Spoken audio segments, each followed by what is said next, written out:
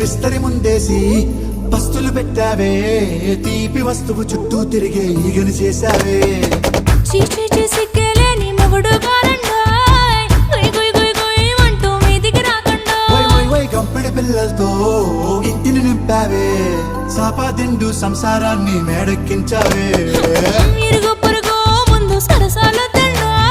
రాకెట్టి పడుకోరే కుక్కలాగా మీ వాళ్ళు, ఏం చేస్తాం ఎక్కేస్తాం ఇట్టాగే డాబాలు. పెళ్ళయి సన్నాళ్ళే అయినా కానీ మాస్తారు, తగ్గేదే లేదంటూ నా కొంగనికే పడుతుంటారు. హే గోదారి గట్టు మీద రామసలకావే,